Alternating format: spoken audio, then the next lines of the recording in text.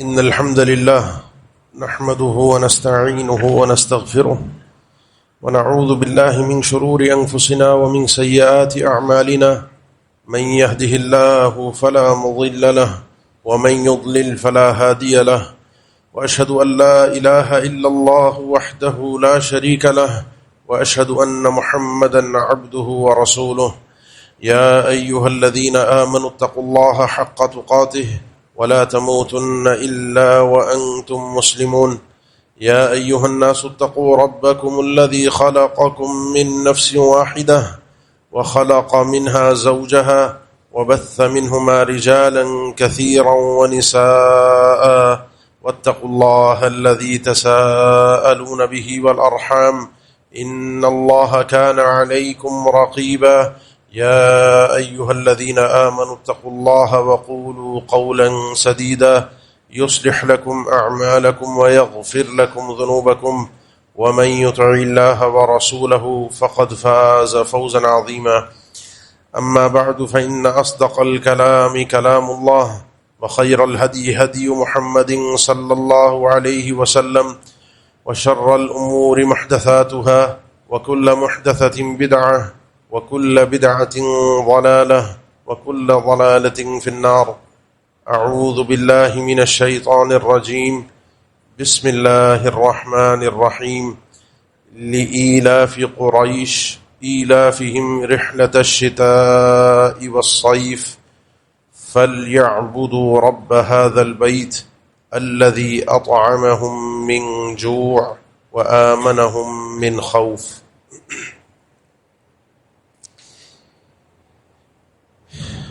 اپنی دنیا کی زندگی معاملات چلانے کے لیے معاشرے میں انسان کی اپنی زندگی میں امن اور سکون کا ہونا بہت ضروری ہے، ورنہ زندگی معاشرہ سب کا سب الجھ کر پریشان ہو کر رہ جاتا ہے۔ ڈر میں، خوف میں انسان اپنے کام کاج، اپنے معاملات، اپنی معیشت، اپنی عبادت، اپنے تعلقات، اپنے فوائد، کسی بھی چیز کو سر انجام نہیں دے سکتا، کوئی بھی کام نہیں کر سکتا۔ دنیا نے ہمیں سمجھایا کہ اسی لیے امن یہ ہے کہ آپ چین اور سکون کے ساتھ رہیں، اپنی زندگی کو گزاریں، لیکن وہی دنیا اپنے چین اور سکون اور اپنے امن و امان کے لیے دوسروں کا جینا حرام کرتی ہے، دوسروں کو تباہ و برباد کرتے ہیں تاکہ خود چین سے جی سکے۔ دنیا کی جو تاریخ رہی ہے، دنیا کے وہ جو پتھروں کا دور جس کو کہا جاتا ہے، اس دور میں بھی دنیا کے جو وسائل، آگ، پانی، انہی چیزوں کے لیے لوگ لڑتے تھے، انہی چیزوں کے حصول کے لیے آپس میں اختلافات اور تنازعات، زمین کے اوپر، پانی کے اوپر، آگ کے اوپر۔ دور بدلا نہیں ہے، یہی تنازعات آج بھی دنیا کے اندر جاری ہیں، وجوہات یہی ہیں۔ لیکن اسلام کی تعریف تھوڑی سی مختلف ہے، اسلام کا مقصد تھوڑا سا مختلف ہے، جو انسانوں کو، خاص طور پہ ہم مسلمانوں کو اولین طور پہ سمجھنا بہت ضروری ہے کہ دین اسلام کا تصور کیا ہے، شریعت کا تصور کیا ہے۔ شریعت آپ سے یہ چاہتی ہے کہ آپ کے لیے آپ کا مال، آپ کی جان، آپ کی عزت محفوظ رہے۔ اس حفاظت کے بدلے یا اس حفاظت کا مقصد آپ کا اللہ تعالیٰ کی عبادت کرنا ہے چین اور سکون کے ساتھ۔ فَإِذَا قَالُوهَا عَصَمُوا مِنِّي دِمَاءَهُمْ وَأَمْوَالَهُمْ وَأَعْرَاضَهُمْ وَحِسَابُهُمْ عَلَى اللَّهِ عَزَّ وَجَلَّ۔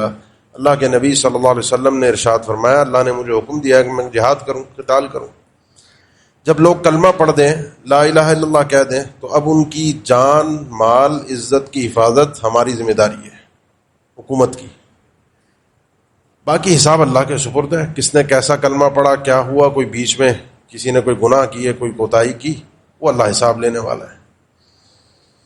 مقصد یہ ہے آپ کو اور مجھے معاشرے میں شریعت کا، دین کا، کہ میں اور آپ پرسکون طریقے سے اللہ کی عبادت کر سکیں. ہم پیدا ہی اس لیے ہوئے، وما خلقت الجن والانس الا لیعبدون. میں یہاں جینے کے لیے، کھانے پینے کے لیے، دنیا آباد کرنے کے لیے، صرف کاروبار کرنے کے لیے، جائیدادیں خریدنے کے لیے دنیا میں نہیں آیا. یہ میرا مقصد اصلی نہیں ہے. یہ تو ذریعے تھے، یہ تو وسائل تھے جن کو استعمال کر کے اپنے رب کو راضی کرنا تھا. ہم نے ان ذرائع اور وسائل کو ہی دنیا کا مقصد بنا لیا. اب تھوڑا سا میرے ساتھ بات کو سمجھیے گا. جس بات کو میں نے دعویٰ کیا ہے کہ شریعت نے امن و امان، چین، سکون اس لیے فراہم کیا ہے کہ ہم عبادت کر سکیں. آپ دیکھیں گے کہ دنیا کے 2 خطے ایسے ہیں کہ جن کو شریعت نے حرم کہا ہے.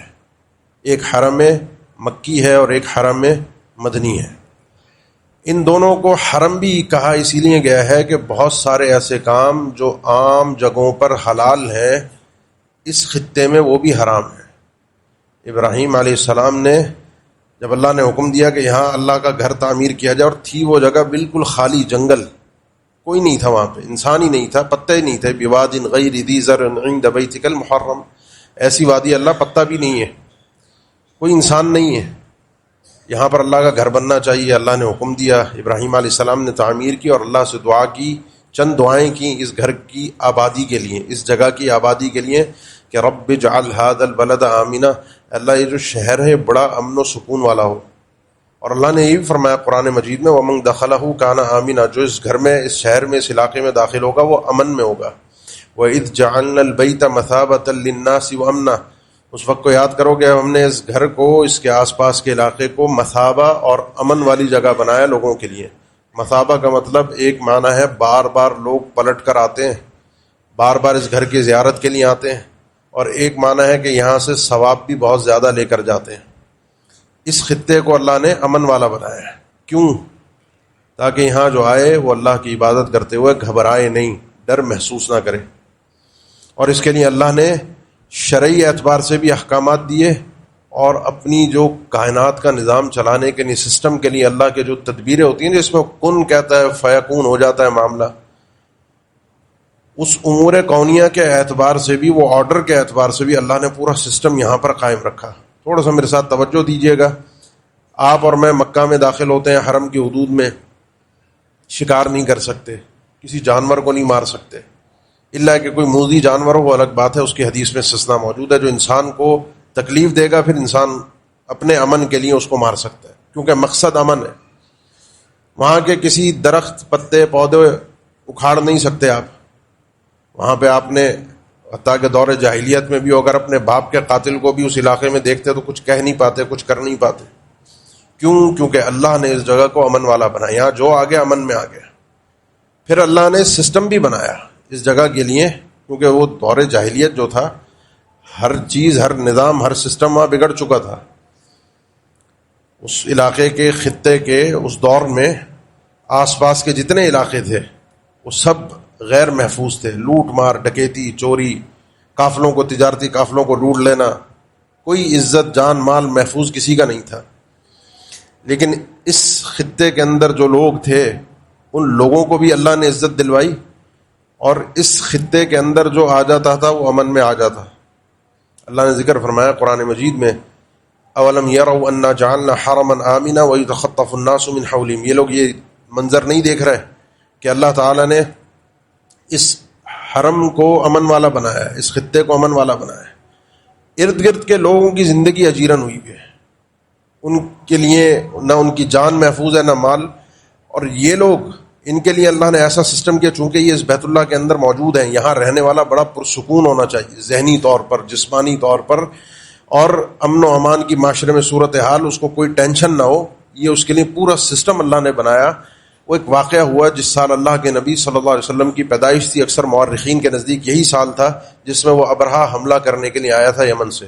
الم تر کیف فعل ربک باصحاب الفیل، اس نے حملہ کیا.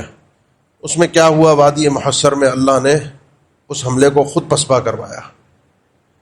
چھوٹے چھوٹے پرندے بھیج دیے، ان کے جھنڈ آئے، انہوں نے چھوٹی چھوٹی کنکریاں ان کے اوپر برسائیں. فجعلہم کعصف مأکول، اللہ نے ان ہاتھیوں کو، ان لوگوں کو ایسا ختم کیا، ایسا ان کا نشان مٹایا کہ جیسے وہ بھوسا ہوتا ہے جس کو روندا گیا ہو، کھایا گیا اور کھا کر جانور اپنی گندگی کے طور پہ باہر نکال دے، ان کی حیثیت اور اوقات اللہ نے ایسی کر دی۔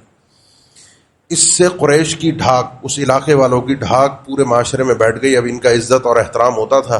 ان کے قافلے یمن بھی جا رہے، لإیلاف قریش ایلافہم رحلۃ الشتاء والصیف فلیعبدوا رب ھذا البیت، یہ ادھر بھی جا رہے ہیں ادھر بھی جا رہے ہیں، سال میں ان کے قافلے آ جا رہے ہیں۔ پھر لوگ حج کے لیے آ رہے ہیں تو یہاں پر بڑے قافلے آ رہے ہیں تجارتی سامان لے کر۔ پورا یہ ذی القعدہ کا مہینہ 1 سے لے کر 20 تک، پھر 20 سے لے کر 28 تک یا 30 تک، اور 30 سے لے کر 8 تاریخ تک ذی الحج کی، یہ 3 میلے مکہ کے ارد گرد لگتے تھے، جس میں کاروباری سرگرمی اپنے عروج پر ہوتی تھی۔ حج کرنے والے آ کر اپنا سامان لا کر بیچتے تھے۔ میں صرف سسٹم کی بات کر رہا ہوں، اللہ نے اس خطے کے لیے سسٹم کیسا بنایا، وجہ اللہ تعالیٰ کی عبادت پرسکون طریقے سے ہو، کسی کو ٹینشن نہ ہو۔ جامع ترمذی کی حدیث سیدنا ابو ہریرہ سے رضی اللہ تعالیٰ عنہ مروی، اللہ کے نبی صلی اللہ علیہ وسلم نے ارشاد فرمایا: من اصبح منکم آمنا فی سربہ معافا فی بدنہ عنده قوت یومہ فکانما حیزت لہ الدنیا، جس شخص کی صبح ایسے ہو اپنے گھر میں کہ وہ امن و سکون میں ہے، باہر کی کوئی اس کو ٹینشن نہیں ہے، پریشانی نہیں ہے، معافا فی بدنہ، اپنے جسم میں اپنے وجود کے اعتبار سے وہ صحت مند ہے، اس کو کوئی بیماری نہیں ہے اس کے جسم میں، عندہ قوت یومی، آج کا کھانا اس کے گھر میں موجود ہے، بیرونی امن و امان، جسمانی امن و سکون اور دماغی ٹینشن سے بالکل مطمئن ہے کہ ٹینشن نہیں ہے، آج کی کھانا موجود ہے، جسمانی طور پر یہ دنیا کا امیر ترین آدمی ہے، اس کے لیے اللہ نے دنیا کی ساری نعمتوں کو سمیٹ کے رکھ دیا، کیونکہ اس کے لیے اللہ تعالیٰ نے امن اور سکون اور چین کو اکٹھا کر دیا ہے، بیرونی بھی، داخلی بھی، جسمانی بھی اور ذہنی بھی۔ یہی چیز اللہ نے مکہ والوں کے لیے کی، یہ سب کچھ سارا سسٹم بنا کر ان کو دے دیا، ان کے لیے پورا سسٹم رب العالمین نے کیا کہ ان کو کوئی ٹینشن اور پریشانی نہ ہو، یہاں جو آئے وہ امن و سکون میں ہو، جو آئے وہ اللہ کی عبادت صحیح طریقے سے کر سکے۔ یہ رب العالمین کا بنایا ہوا سسٹم تھا، مقصد اللہ کی عبادت۔ اس لیے شریعت نے ہمیں یہ چیزیں سکھائی ہیں، یہ احکامات دیے ہیں کہ امن و امان، اگر چین اور سکون چاہیے تو اس کے لیے شرعی احکامات کی حفاظت کرنا بہت ضروری ہے۔ اس کے بغیر امن و امان، چین اور سکون انسان کو، بندے کو مل نہیں سکتا۔ ہم اس دنیا میں رہتے ہیں، اس معاشرے میں جیتے ہیں، کھا رہے ہیں پی رہے ہیں، اب ہم پریشان ہیں۔ آپ جس شہر میں رہتے ہیں، ہم بھی اسی میں ہیں نا، رات کے ٹائم پہ گھر سے باہر نکلنا، کسی سنسان گلی سے جانا، موبائل قیمتی جیب میں ہو، ایک الگ ٹینشن، بڑی پیمنٹ لے کر کہیں آپ جا نہیں سکتے، ویسے بھی اتنا کوئی مطمئن نہیں ہے ہم، پھر بھی اللہ کا بہت کرم ہے، پھر بھی اللہ کی بہت رحمت ہے۔ آپ کے قریب کے کئی ایک علاقے ہیں، غزہ کا علاقہ ہے، وہاں کی صورتحال آپ سب واقف ہیں کہ وہ کس طریقے سے ان کے بچے، جوان، بوڑھے، عورتیں کس طریقے کی زندگی گزار رہے ہیں، کس طریقے سے وہ سوتے ہوں گے، کس طریقے سے وہ جاگتے ہوں گے۔ وہ امن، چین اور سکون چھنا ہوا ہے ان سے، کھانے پینے کے لیے کچھ بھی نہیں ہے، پہننے کے لیے کچھ بھی نہیں ہے، علاج معالجے کے لیے کوئی سہولت نہیں ہے۔ وجہ یہ ہے کہ امن و امان نہیں ہے، وجہ یہ ہے کہ وہ تدبیریں ہم نے نہیں کی، جن تدبیروں سے رب العالمین امن فراہم کرتا ہے۔ اور جب امن و امان چھن جاتا ہے، امن و امان ختم ہو جاتا ہے، تو اس میں سب سے بڑی رکاوٹ بھی پیدا یہ ہوتی ہے کہ انسان اپنے رب کی عبادت نہیں کر سکتا۔ ڈر اور خوف کا ماحول ہو، سب سے پہلا نقصان، بڑا نقصان، ہم تو بڑے بڑے نقصان سوچتے ہیں نا، کاروبار نہیں ہو سکتا، یہ نہیں ہو سکتا، سکون سے آدمی سو نہیں سکتا، یہ نہیں کر سکتا، کیونکہ ہمارے دل و دماغ میں کہیں بھی اللہ کی عبادت کو وہ مقام ہم نے دیا نہیں کہ جو ہونا چاہیے۔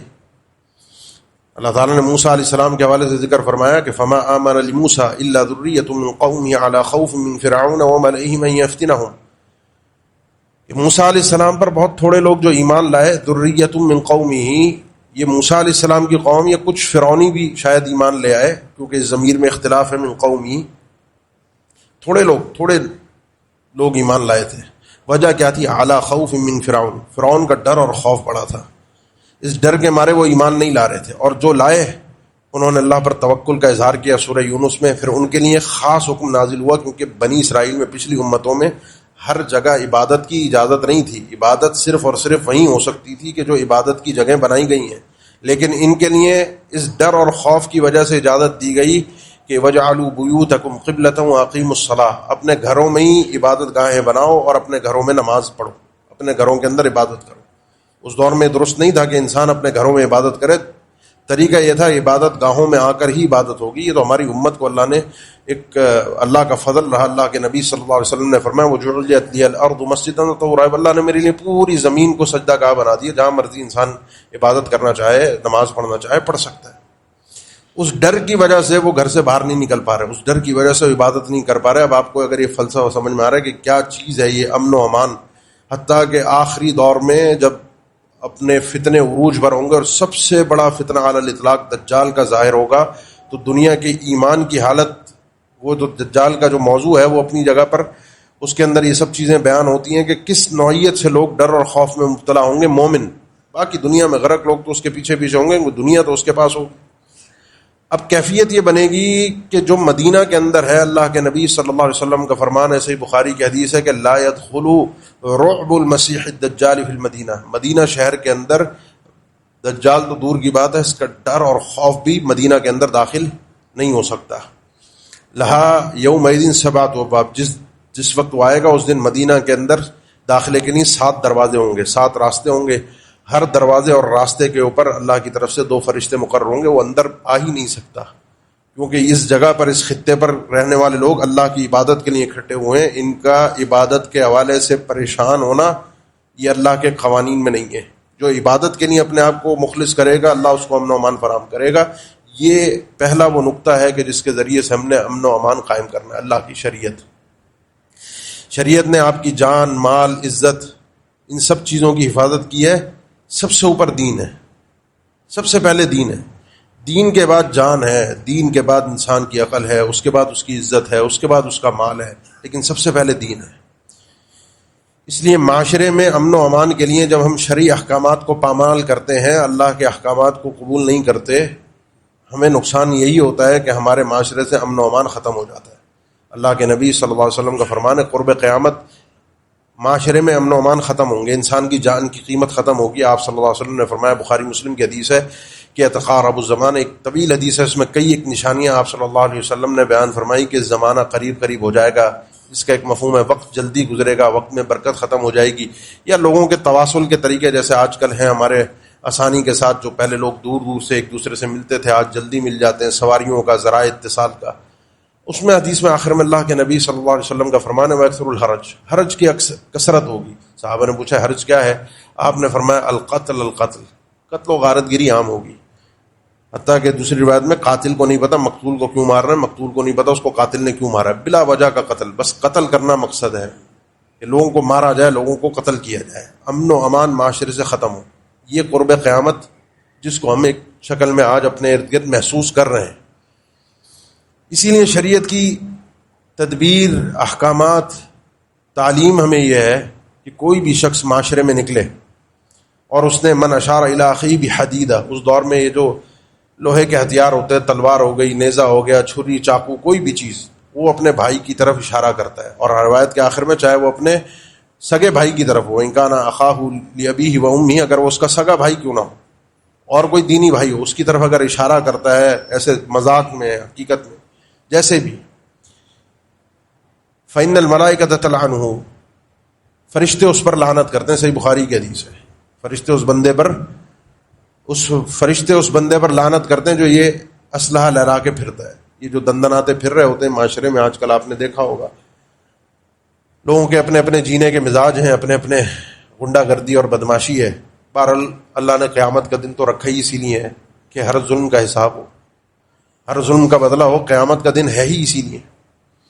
کوئی اگر یہ آدمی یہ کام کرتا ہے، من حمل علیہ السلاح فلیس منا، جو شخص یہ اسلحے اٹھا کر ہمارے سامنے گھومتا ہے، اس کا تعلق ہم سے نہیں ہے۔ لا یحل لمسلم ان یروع مسلما، سنن ابی داؤد کی حدیث، اللہ کے نبی صلی اللہ علیہ وسلم نے فرمایا کسی مسلمان کے لیے جائز نہیں ہے کہ کسی دوسرے مسلمان کو خوف میں، ڈر میں مبتلا کرے۔ اس ڈر کی کئی ایک شکلیں ہیں، اسلحے سے ڈرانا، اس کی جان کی، اس کی دھمکیاں اس کو دینا، بھتے کی پرچیاں جو آ جاتی ہیں، کسی اور اعتبار سے اس کو ڈرانا، کسی کوئی چیز چھپا کر اس کو خوف میں، رعب میں مبتلا کرنا، کسی کے ساتھ مذاق میں، آج کل مذاق ہماری زندگی کا حصہ بنا ہوا ہے، تفریح بنی ہوئی ہے، مذاق کر لینا، مذاق میں اگلے کی جان پر بنا ہے تو اس کو خوش ہو کر، آج کل تو یہ ریکارڈنگ کر کے اور یہ ریلز اور میمز کے چکر بنے ہوئے ہیں، اس کو اپنی شہرت اور واہ واہ کے لیے لوگوں کو دکھانا، ہم سمجھتے ہیں ہم بڑا اچھا کام کر رہے ہیں، بڑی ہم مہذب قوم ہے۔ سراسر شریعت کے اللہ اور اس کے رسول کے احکامات کی مخالفت کر رہے ہیں. بہت سے لوگ جاہل ہیں جن کو پتہ نہیں ہے کہ اللہ اور اس کے رسول کے احکامات کیا ہیں. کچھ کو اگر پتہ بھی ہے تو پرواہ نہیں ہے. اور پھر ہم روتے ہیں کہ جی ہماری زندگی میں چین نہیں ہے، سکون نہیں ہے، امن نہیں ہے، معاشرہ برباد ہے، حکمران ایسے ہیں، ہم پر ایسے لوگ مسلط ہو گئے. یہ کوئی آسمان سے اتر کے تھوڑی آتے ہیں حکمران، یہ ہمارے معاشرے کے نکلے ہوئے لوگ ہیں، ہم میں سے نکلے ہوئے لوگ ہیں. ہم میں سے جس کا جتنا بس چلتا ہے، ہم میں سے مراد معاشرے کی میں بات کر رہا ہوں، جس کا جتنا بس چلتا ہے وہ اتنا ہی ہاتھ لمبا مارتا ہے. جس کا لمبا ہاتھ لگتا ہے وہ لمبا مار سکتا ہے. تو یہ گالیاں دے کر، برا بلا کہہ کر ہم اپنے آپ کو، ایسا نہیں ہے کہ اپنی ذمہ داریوں سے جان چھڑا لیں، اپنی غلطیوں سے اپنے آپ کو دور کر لیں. اس لیے اگر چاہتے ہیں جو شریعت کا بتایا ہوا، دیکھیں امن و امان کوئی نہیں دے سکتا سوائے اللہ کے. یہ بات اچھی طرح ذہن میں رکھیں. رب العالمین کے علاوہ کوئی امن و امان نہیں دے سکتا، اور رب دیتا ہے، آغاز میں سب کو دیتا ہے. قریش کو بھی دیا، تو ہم نے ذکر کیا مکہ کا. اللہ نے قرآن مجید میں ذکر فرمایا ایک مثال کے طور پہ، وَضَرَبَ اللَّهُ مَثَلًا قَرْيَةً كَانَتْ آمِنَةً مُطْمَئِنَّةً يَأْتِيهَا رِزْقُهَا رَغَدًا مِنْ كُلِّ مَكَانٍ. اللہ ایک قوم کی، ایک بستی کی مثال بیان فرماتا ہے کہ جس کو اللہ نے ایسا بنایا کہ وہ امن و امان میں بھی تھی اور ان کی معیشت بھی بڑی مضبوط تھی، ذہنی اور جسمانی دونوں اعتبار سے وہ امن میں تھے. کیونکہ معیشت کی مضبوطی انسان کو فکری امن فراہم کرتی ہے، سوچ کا امن، دماغی ٹینشن ختم ہوتی ہے. اور جسمانی امن بھی رب العالمین نے ان کو دیا. انہوں نے کیا کیا؟ اور قریش سے کیا مطالبہ تھا؟ انہوں نے کیا ہے فَكَفَرَتْ بِأَنْعُمِ اللَّهِ. قریش سے مطالبہ تھا فَلْيَعْبُدُوا رَبَّ هَذَا الْبَيْتِ. بھائی دیکھو اللہ نے تمہارے لیے ایسا سسٹم بنایا جو کسی کا نہیں ہے. تم نے کرنا یہ ہے کہ فَلْيَعْبُدُوا رَبَّ هَذَا الْبَيْتِ. یہ جو گھر ہے نا جس کی وجہ سے تمہیں عزت ملی ہے، ہمارے لیے جو اسلام ہے نا جس کی وجہ سے اللہ نے ہمیں کچھ مقام دیا ہے، اس رب کی، اس مالک کی عبادت کرنا ضروری ہے. اس کے بغیر کام نہیں بن سکتا. صرف اور صرف اللہ کی عبادت سے ہی امن قائم ہو سکتا ہے. وعد اللہ الذین آمنوا منکم وعملوا الصالحات لَيَسْتَخْلِفَنَّهُمْ فِي الْأَرْضِ كَمَا اسْتَخْلَفَ الَّذِينَ مِنْ قَبْلِهِمْ. اللہ کا وعدہ ہے ان لوگوں سے کہ بھئی تمہارا کام کرنے گئے، تم ایمان لاؤ اور نیک عمل کرو، تمہارا کام یہ ہے. پھر اللہ کا کام یہ ہوگا کہ اللہ نے وعدہ کیا ہے کہ اگر تم نے ایمان لے آئے، اعمال صالحہ کیے، تو اللہ کا وعدہ ہے کہ وہ تمہیں زمین میں خلافت دے گا، حکومت دے گا. وہ اللہ کا کام ہے حکومت دینا. اللہ نے اپنی طرف نسبت کی ہے. جس طرح اللہ نے پہلے لوگوں کو خلافت عطا کی، پہلے لوگوں کو اللہ حکومتیں دیتا ہے. وَلَيُمَكِّنَنَّ لَهُمْ دِينَهُمُ الَّذِي ارْتَضَىٰ لَهُمْ وَلَيُبَدِّلَنَّهُمْ مِن بَعْدِ خَوْفِهِمْ أَمْنًا. ان کے دین کو اللہ تعالیٰ زمین میں تمکین، کنٹرول، حکومت دے گا. ان کے خوف کو، ڈر کو اللہ امن سے بدل دے گا. وَلَيُبَدِّلَنَّهُمْ مِن بَعْدِ خَوْفِهِمْ أَمْنًا. اپنے مسئلے کو سمجھیں، اللہ آپ کے خوف کو، ڈر کو امن سے بدل دے گا. شرط کیا اللہ نے بتائی؟ یعبدوننی لا یشرکون بی شیئا. انہوں نے صرف میری عبادت کرنی ہے، میرے ساتھ کسی کو شریک نہیں کرنا. اگر یہ میرے ساتھ کسی کو شریک کریں گے تو امن قائم نہیں ہو سکتا.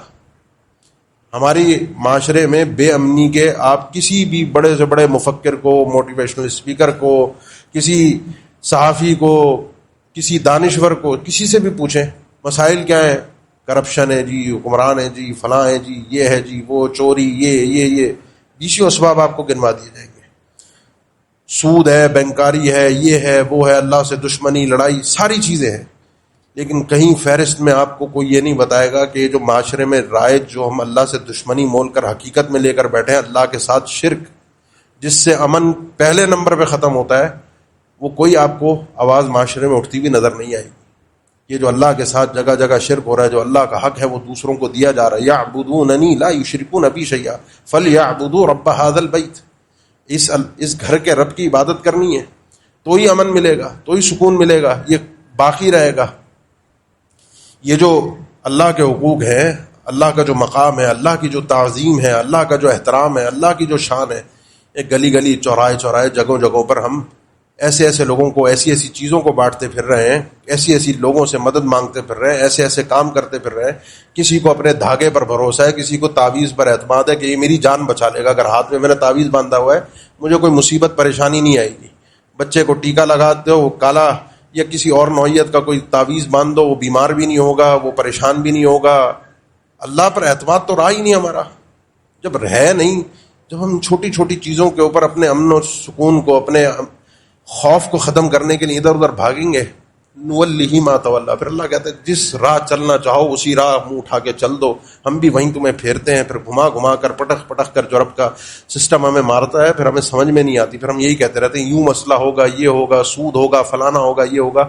کہیں پر بھی وہ عبادت اللہ کی جو ہم دوسروں کو دے رہے ہیں اس کی تو ہم بات ہی نہیں سننا چاہتے، نہ کرنا چاہتے.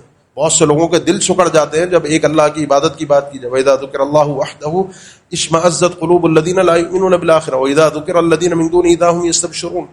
اس لیے اس مسئلے کو اچھی طرح سمجھیے. اللہ تعالیٰ نے ذکر فرمایا قرآن مجید میں الَّذِينَ آمَنُوا وَلَمْ يَلْبِسُوا إِيمَانَهُم بِظُلْمٍ أُولَٰئِكَ لَهُمُ الْأَمْنُ وَهُمْ مُهْتَدُونَ. وہ لوگ جو ایمان لائے اور انہوں نے اپنے ایمان کے ساتھ ظلم کی آمیزش نہیں کی.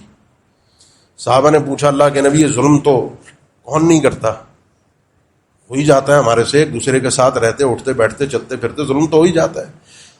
آپ صلی اللہ علیہ وسلم نے وضاحت فرمائی کہ یہ ظلم وہ ظلم نہیں ہے، وہ ظلم وہ ہے جو اللہ نے قرآن مجید میں سیدنا لقمان علیہ السلام کا مسئلہ بیان فرمایا کہ ان الشرک لظلم عظیم.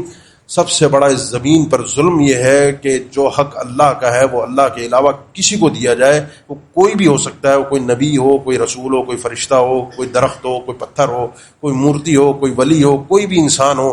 اللہ کا حق اگر کسی بندے کو دیا جائے گا، کسی بھی مخلوق کو دیا جائے گا، یہ ظلم عظیم ہے. اور جو ایمان لائے اور اس نے اپنے ایمان میں ظلم کی آمیزش نہیں کی اولئک لہم الامن. اب ذرا توجہ سے سنیے کہ ان کے لیے امن ہے، وہم مہتدون، اور ہدایت یافتہ ہے. امن سے مراد دنیا کا امن بھی ہو ہے اور آخرت کا حقیقی امن ہے. آخرت کا جو حقیقی امن ہے نا، وہ حقیقی امن آخرت میں ہے. وہ ہمارے ایک جملہ پچھلے کچھ عرصے میں مشہور ہوا تھا کہ سکون تو صرف قبر میں ہے. یہ غلط ہے جملہ. قبر میں کوئی سکون نہیں ہے. اصل سکون اس وقت ہے جب انسان کا پہلا قدم جنت میں پڑے گا، جب وہ ٹینشن وہاں ختم ہوگی. ان المتقین فی مقام امین وہم فی الغرفات آمنون ادخلوها بسلام آمینین. یہ جنت امن کی جگہ ہے، یہاں امن مطلق ہے. لیکن جو شخص ایمان لائے اور اس نے اپنے آپ کو شرک سے بچایا اس کو مطلق الامن نصیب ہوگا. کہیں نہ کہیں وہ امن سے بالآخر حاصل کر ہی لے گا اگر اپنے ایمان کو اس نے محفوظ رکھا. اپنے ایمان کو محفوظ رکھا شرک سے تو دنیا میں بھی امن، جتنا ایمان مضبوط ہوگا اتنا امن. آخرت میں بھی جس قدر ایمان ہوگا اسی طریقے سے وہ آخرت کے پریشان ترین مراحل میں کہ جس میں انسان کو انسان کی پرواہ نہیں ہوگی اس کو امن ملے گا. اس لیے اس امن کے لیے آغاز کیجئے اللہ کی عبادت سے. اور اس کا ایک آغاز ہم کرتے ہیں، رکھتے ہیں، جو ہم محسوس کرتے ہیں جب آپ کسی سے ملتے ہیں تو اگر آپ کہتے ہیں السلام علیکم، یہ جو السلام علیکم ہے یہ اللہ کا نام ہے. السلام اللہ کی طرف سے تم پر خاص سلامتی ہو، یہی اس کا معنی ہے. اور یہ تحیہ ہے، تحفہ ہے جو اللہ نے ہمیں دیا ہے. وَإِذَا حُيِّيتُم بِتَحِيَّةٍ فَحَيُّوا بِأَحْسَنَ مِنْهَا وَرُدُّوهَا. یہ اللہ کی طرف سے بڑا قیمتی تحفہ ہے.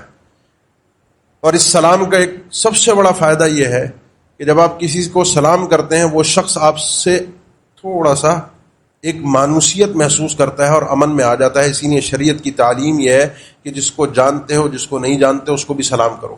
اور قرب قیامت کی نشانی یہ ہے کہ صرف جان پہچان اور تعلقات والوں کو سلام ہوگا، اس کے علاوہ کسی کو سلام نہیں ہوگا. جب ہم یہ دعائی دینا چھوڑ دیتے ہیں معاشرے میں ایک دوسرے کو، یہ سلام اللہ سے ہم مانگتے ہیں نہیں ہے کہ اللہ تم پر سلامتی نازل فرما دے، اللہ تمہیں سلامتی کے ساتھ رکھے. کسی دوسرے کو امن دیتے ہی نہیں ہے، یہ دعا اپنی زبان سے دیتے ہی نہیں ہے کہ اس کو مانوسیت محسوس ہو، چاہے وہ مجھے جانتا نہ ہو. تو امن معاشرے میں آئے گا کہاں سے جب اللہ کا نام ہی نہیں لیا جا رہا، وہ دعا ہی نہیں دی جا رہی، اللہ سے مانگا ہی نہیں جا رہا امن. تو اس لیے ان تمام ذرائع کو اپنائیں جن کے ذریعے سے امن قائم ہوتا ہے. اللہ کی شریعت کا نفاذ، دین کا نفاذ. اللہ نے اگر آپ کو امن دے دیا، حکومت دے دی، امن باقی اس وقت رہے گا، قائم اس وقت رہے گا جب اس خطے پر اللہ کی شریعت کا نفاذ ہوگا. یہ اللہ تعالیٰ نے جو اللہ کے نبی صلی اللہ علیہ وسلم نے جو حدود بیان فرمائی ہیں، اگر آپ دیکھیں جو حد نافذ، حد کا مطلب یہ اللہ کی طرف سے اٹل فیصلہ ہے. جس آدمی نے جرم کیا اس پر اللہ کا یہ فیصلہ نافذ ہونا چاہیے. اس میں حکومت حاکم کو کوئی اختیار نہیں ہوتا، تنفیذ کے معاملات طے کرنے ہوتے ہیں کہ بھئی اس بندے نے جرم کیا ہے نہیں کیا، کس حد میں کیا ہے، کوئی رکاوٹ تھی، کیا معاملہ تھا، وہ یہ چیک کیا جائے گا. جرم اگر ثابت ہو جاتا ہے تو اس پر حد نافذ ہوگی. اور جتنی حدیں ہیں آپ دیکھ لیجئے، آغاز اس کا ہوتا ہے دین کے معاملے سے حد الردہ، ایک انسان مرتد ہو جائے اس کے اوپر حد نافذ ہوتی ہے مرتد ہونے کی. من بدل دینہ فاقتلوہ. ایک انسان کسی انسان کو اگر قتل کر دے جان، تو اس کو قتل کرو بدلے میں. وَلَكُمْ فِي الْقِصَاصِ حَيَاةٌ يَا أُولِي الْأَلْبَابِ. عقل مندو، تمہارے لیے اس قصاص نظام قصاص میں اگر تم نے بدلے میں قاتل کو قتل کیا، تمہارے لیے تمہارے معاشرے کی زندگی ہے، تمہارا معاشرہ امن و چین سکون میں آ جائے گا۔ ایک حد نافذ ہو جائے، یقین جانے یہ میری اپنی زندگی کا تجربہ ہے ذاتی، ایک حد انسان نافذ ہوتی ہوئی دیکھ لے تو انسان کے رونگٹے کھڑے ہو جاتے ہیں، کئی دن تک صحیح طریقے سے کھانا نہیں کھا سکتا، جیتے جاگتے تو کوئی گناہ، کوئی خطا، کوئی کسی کا ظلم و زیادتی تو دور کی بات ہے، خواب میں بھی انسان نہیں کر پاتا۔ ایک حد نافذ ہوتا ہوا صرف اپنی آنکھوں سے دیکھ لیں، یہ اللہ کا بنایا ہوا نظام ہے۔ آپ کے عزت پر کوئی حملہ آور ہوگا، اس پر حد ہے زنا کی۔ آپ کے مال پر کوئی حملہ آور ہوگا، حد حرابہ اور چوری کی حد سرقہ۔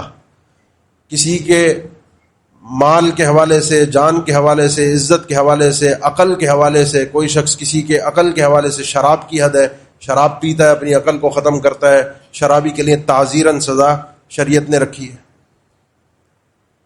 یہ سزائیں، یہ حدود جو ہیں، یہ اس لیے ہے تاکہ معاشرے میں امن و امان قائم رہ سکے۔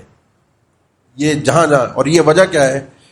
حدود نافذ ہوتی اس لیے کہ میرے اللہ کا حکم ہے، میرے اللہ کا حکم ہے، نافذ کرنے کے بعد تاکہ لوگوں کو چین اور سکون مل جائے۔ جب یہ لوگ نہیں کرتے، اس لیے چین اور سکون ختم ہو جاتا ہے۔ تیسرے نمبر پر اگر آپ چاہتے ہیں، اللہ نے جو امن دیا ہے، جو اب باقی رہ گیا کچھ تھوڑا بہت آپ کے ارد گرد کچھ اگر ہے، سمجھتے ہیں، اس کو اگر قائم رکھنا چاہتے ہیں تو اللہ کی اس نعمت کو یاد کیا کریں، اپنے دل سے بھی، اپنی زبان سے بھی، اپنے اعمال سے بھی۔ وَاذْكُرُوا إِذْ أَنْتُمْ قَلِيلٌ مُسْتَضْعَفُونَ فِي الْأَرْضِ تَخَافُونَ أَنْ يَتَخَطَّفَكُمُ النَّاسُ فَآوَاكُمْ وَأَيَّدَكُمْ بِنَصْرِهِ وَرَزَقَكُمْ مِنَ الطَّيِّبَاتِ لَعَلَّكُمْ تَشْكُرُونَ۔ یاد کرو اس وقت کو، صحابہ کو اللہ نے فرمایا، اور یہ بدر کے موقع کی بات ہے، جب تم بہت تھوڑے تھے مکہ کے اندر، مستضعفون فی الارض، زمین میں تمہیں کوئی اہمیت، کوئی مقام نہیں تھا، لوگ تمہیں کوئی حیثیت ہی نہیں دیتے تھے۔ تخافون ان یتخطفکم الناس، تمہیں ایک ڈر اور خوف تھا کہ کوئی بھی آ کے ہمیں مار کے چلا جائے، کوئی بھی ہماری جان چھین لے، تمہیں ایک ڈر اور خوف میں 13 سال تم نے مکہ میں گزارے۔ لیکن اللہ نے کیسا سسٹم چینج کیا، فآواکم وایدکم بنصرہ، اللہ نے تمہیں ٹھکانہ مہیا کیا، اللہ نے تمہاری اپنی خاص مدد سے تمہاری تائید فرمائی۔ ورزقکم من الطیبات، تمہیں رزق بھی دیا، بڑا عمدہ پاکیزہ رزق دیا، ساری ٹینشنیں اللہ نے تمہاری ختم کی۔ تم نے اللہ کی عبادت پر تم 13 سال مکہ میں ڈٹے رہے، اللہ نے تمہاری ساری ٹینشن ختم کی۔ لعلکم تشکرون، تاکہ تم شکر ادا کرو۔ یہ شکریہ اپنے دل سے، یہ اس احساس کو کہ اللہ کی دی ہوئی نعمت ہے، کسی کا مجھ پر کوئی فضل نہیں ہے، معاشرے میں امن و امان قائم کرنا کسی کے بس کی بات نہیں سوائے رب العالمین۔ اللہ ہی ہے جو یہ نظام بنا سکتا ہے، اللہ ہی ہے جو اس نظام کو ختم کر سکتا ہے بندوں کے گناہوں کی وجہ سے۔ یہ چوتھے نمبر پر بات یہی ہے کہ بندوں کے گناہ۔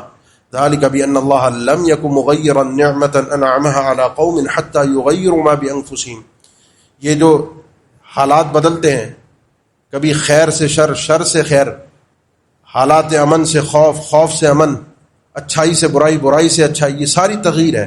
یہ اللہ فرماتا ہے، یہ اللہ کا جو بنایا ہوا سسٹم ہے، لم یکن مغیرا نعمۃ انعمها، کوئی نعمت اگر اللہ کسی بندے پر کرتا ہے، کسی قوم پر کرتا ہے، اس کو بدلتا نہیں، حتی یغیروا ما بانفسہم، وہ خود اپنے آپ کو جو رب العالمین نے جو نعمت دی ہے، وہ اپنے آپ کو اس قابل کرتے ہیں، اس نچلے درجے پر لاتے ہیں کہ اللہ کی نعمت کے مستحق ہی نہیں ٹھہرتے۔ اللہ اس نعمت کو پھر چھین لے۔ اللہ کی نعمت بڑی عزیز ہے، میں کوئی اللہ کا چہیتا لاڈلا تھوڑی ہوں کہ میں نے کلمہ پڑھ دیا، میں مسلمان ہوں تو اب جنت بھی میری ہے، دنیا بھی میری۔ عمل سے ہے سارا حساب کتاب، باتوں سے، دعووں سے کچھ نہیں ہوتا۔ اس لیے ضروری ہے کہ اللہ کی اس نعمت کو، اس کا شکریہ ادا کیا جائے، اور اپنے آپ کو، چونکہ نعمت ہے اللہ کی، گناہوں سے ختم ہو جاتی ہے، چھن جاتی ہے، تو ان گناہوں کا احساس بھی کرنا چاہیے جو معاشرے میں ہم کر رہے ہیں۔ اب اس پہ آپ بات کیجئے، اب آپ بتائیے معاشرے کو کہ یہ جو ہم سود دے کر اللہ سے جنگ کر رہے ہیں، ہمارے اصل میں مسئلہ یہ ہے کہ دل سے ہم نے اللہ کے احکامات کو قبول ہی نہیں کرتے۔ پیسے کی ریل پیل ہو رہی ہے، دنیا کر رہی ہے، اب دیکھ کے میں کوڑا ہوں، میرے اندر تکلیف ہو رہی ہے، پیسہ پیسہ پیسہ، کس طرح سے سود سود سود۔ اب بہت سے لوگ اٹھے، ان کو پریشانی ہوئی کہ جی متبادل نظام پیش کیا جائے، تو متبادل نظام پیش کرنے والوں نے اسلامی بینکاری پیش کر دی۔ اسلامی بینکاری اصل میں ہمارے دل کی وہ تکلیف تھی، وہ کڑن تھی جو اللہ کے حکم سے ہمیں تھی، جلن تھی، پریشانی تھی، سمجھ میں نہیں آ رہا تھا کہ اللہ نے کیوں سود حرام کر دیا، دل سے قبول نہیں کر پائے۔ اس تکلیف کو ہم نے، اس کا ازالہ کیا اسلامی بینکاری کی شکل میں۔ آج بھی اگر آپ کسی کو اسلامی بینکاری کی بات کریں، وہ کہتے ہیں متبادل دو۔ ارے بھائی متبادل کیوں دو؟ ہم دنیا میں کیا یہ 2 اور 2 4 کرنے کے لیے پیدا ہوئے ہیں؟ شراب اگر حرام ہے تو آپ اللہ سے کہیں اللہ شراب کی جگہ کچھ اور دے جس سے نشہ ہو، ہمیں مزہ آئے، ہم جھوم جائیں۔ ایک چیز حرام ہے، حرام کا متبادل نہیں ہوتا۔ اس لیے اللہ کے احکامات کو دل و جان سے تسلیم کرنا۔ جب جب معاشرے کے اندر گناہ ہوں گے ویسے ویسے معاشرے کے اندر فساد برپا ہوگا۔ آخری چیز جو آپ کو اور مجھے روک سکتی ہے انفرادی طور پہ، دیکھیں معاشرہ برباد ہے تو اس چکر میں برباد نہ ہوں، سب یہ کر رہے ہیں، سب ایسے چل رہے ہیں، ہم انوکھے انداز میں نہیں ہم جئیں گے۔ میں رب کے حکم کا پابند ہوں، معاشرہ اگر نہیں کر رہا تو مجھے کرنا پڑے گا، کیونکہ کل میں نے اللہ کو اکیلا اٹھ کے حساب دینا، یوم یقوم الناس لرب العالمین۔ میں اللہ کو یہ کہہ کر نہیں بچ سکتا کہ اللہ سب کر رہے تھے اس لیے میں نے بھی کر لیا، سب شرک کر رہے تھے میں نے کر لیا، سب اللہ غیر اللہ سے مانگ رہے تھے، سب سود لے رہے تھے، سب حرام کما رہے تھے، سب جھوٹ بول رہے تھے، سب دھوکہ دے رہے تھے، سب لوگ پیسہ کھا جاتے تھے، سب لوگ دھوکہ دیتے تھے، سب لوگ ایک دوسرے کی زندگی عذاب کر رہے تھے، سب لوگ ایک دوسرے کے خلاف سازشیں کر رہے تھے، میں نے کر لیا۔ یہ جملہ بارگاہ الہی میں کام نہیں آئے گا۔ اس لیے سب سے پہلے دو کام کیجیے اس ضمن میں، اس حوالے سے ذاتی اعتبار سے، کہ اگر اپنے آپ کو معاشرے میں اگر سکون نہیں، ذاتی طور پر اگر اپنے آپ کو سکون دینا چاہتے ہیں کہ میری ذات میں سکون آ جائے، میرے اندر اطمینان آ جائے، میں کم سے کم چین اور سکون کی زندگی، معاشرہ جتنی جھنجٹ میں ہو، جتنی آپ دیکھتے ہیں نا کچھ لوگ ہوتے ہیں آپ کو اللہ والے، کچھ جن کو آپ اولیاء اللہ سے تعبیر، جو حقیقی اللہ کے ولی ہوتے ہیں، معاشرے میں کیا ہو رہا ہے، کیا جھنجٹیں ہیں، کیا پریشان، کس کی زندگی جہنم، کس کا مسئلہ اچھا بنا ہوا ہے، کون لوٹ مار کر رہا ہے، کون کیا کر رہا ہے، وہ اللہ کا بندہ سکون کی زندگی گزار رہا ہوتا ہے، آرام کی چین کی زندگی سوتا ہے، آرام سے نیند پوری کرتا ہے، اللہ کی عبادت میں مگن رہتا ہے، اپنا حلال رزق کماتا ہے، حلال کھاتا ہے، اس کو پرواہ نہیں ہے باہر کیا چل رہا ہے دنیا میں۔ کیوں؟ اس لیے کہ اس نے یہ سمجھ لیا کہ اگر معاشرہ برباد ہے تو اس معاشرے کے گند میں پڑھ کر میں اپنے آپ کو گندا نہ کروں۔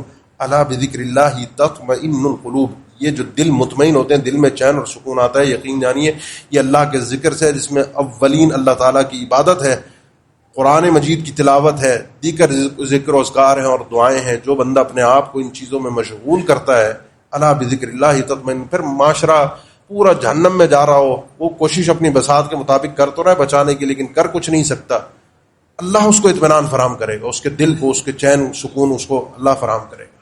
اور اگر یہ بندے کے دل میں آ جائے تو بندہ پھر وہ جو میں بات کر رہا تھا کہ کوئی دوسرا کر رہا ہے تو میں ان کو دیکھا دیکھی کروں، پھر بندہ ایسا نہیں کرتا۔ آدم علیہ السلام کے دو بیٹے تھے، ایک نے قتل کرنا چاہا، وہ اختلاف ہو گیا نا، تو دوسرے نے کیا کہا؟ دنیا نے آج تک اس طرح دیکھا نہیں تھا، دنیا کو پتہ نہیں تھا، انسانیت کو تصور نہیں تھا کہ اپنے مسئلے کو حل کرنے کے لیے اپنی دشمنی میں کسی انسان کو قتل بھی کیا جا سکتا ہے۔ دنیا نے ابھی تک اس گناہ کا تصور انسانیت میں آیا نہیں تھا۔ اس نے کہا میں تجھے قتل کر دوں گا۔ اس نے کہا اگر تو مجھے قتل کر دے گا، ما انا بباسط یدی الیک لیقتلک انی اخاف اللہ رب العالمین، میں اپنا ہاتھ تیری طرف نہیں بڑھاؤں گا، میں تجھے قتل نہیں کروں گا۔ وجہ، تو مجھے قتل کرنا چاہتا ہے لیکن میں نہیں کروں گا، میرے پاس وجہ یہ ہے کہ انی اخاف اللہ رب العالمین، میں اس اللہ سے ڈرتا ہوں جو رب العالمین ہے، میں نے کل اس کو اٹھ کر اس کو حساب دینا ہے۔ معاشرے میں کوئی میرے ساتھ زیادتی کر رہا ہے، پلٹ کے میں اس کے ساتھ زیادتی کروں، معاشرے میں سب چوری کر رہے ہیں میں بھی چوری کروں، معاشرے میں سب سود لے رہے ہیں میں بھی سود لوں، معاشرے میں کوئی نماز نہیں پڑھتا میں کیوں پڑھوں، معاشرے میں کوئی اللہ سے دعا نہیں کر رہا میں کیوں کروں، سب یہ کرتے ہیں ہم بھی یہ کریں۔ یہ جملہ، یہ سوچ، یہی چیز میرے معاشرے کو یا خاص طور پہ میری ذاتی زندگی سے امن و چین سکون کو برباد کرتی ہے۔ اس لیے ان چیزوں کو سمجھیے اللہ کے لیے، ان ضابطوں کو اچھی طرح اپنے دل و دماغ میں بٹھائیے تاکہ میری اور آپ کی زندگی چین اور سکون کے ساتھ گزر سکے۔ یقین جانیے، پھر میں اس جملے پہ اپنی بات اختتام کر رہا ہوں، اللہ کی عبادت، اللہ کی توحید ہی اصل ہے۔ اس چیز کے لیے جو حرم ابراہیم علیہ السلام کے دور سے جب سے وہ آبادی اس کی شروع ہوئی، اسماعیل علیہ السلام کے حرم اس کو قرار دیا گیا، وہ سارے احکامات جو آپ نے خطبے میں سنے، لیکن صرف اس توحید کی خاطر کہ 360 بت رکھے ہوئے ان کو گرانا ہے، پاک کرنا ہے شرک سے، کہ اللہ کے علاوہ کسی اور کو سجدہ نہ ہو، کسی اور سے منتیں مرادیں نہ مانی جائیں، کسی اور سے اس طرح نہ ڈرا جائے جس طرح اللہ سے ڈرا جاتا ہے، کسی اور سے اس طرح محبت نہ کی جائے اس طرح اللہ سے محبت کی جاتی ہے۔ اللہ کے نبی صلی اللہ علیہ وسلم نے فتح مکہ کے موقع پر فرمایا کہ یہ شروع سے اللہ نے اس کو حرم بنایا تھا، قیامت تک یہ حرم ہے، یہاں قتال، لڑائی جھگڑا، ایک دوسرے کے ساتھ لڑنا حرام ہے، لیکن اللہ نے میرے لیے تھوڑی سی دن کی ایک گھڑی میں اس کو حلال کیا ہے کہ یہاں میں لڑ سکتا ہوں، اللہ نے حلال کیا ہے۔ اور اس حلال کرنے کی وجہ یہ تھی کہ یہاں سے شرک کی گندگی کو، اس غلاظت کو نکال کے باہر پھینکا جائے۔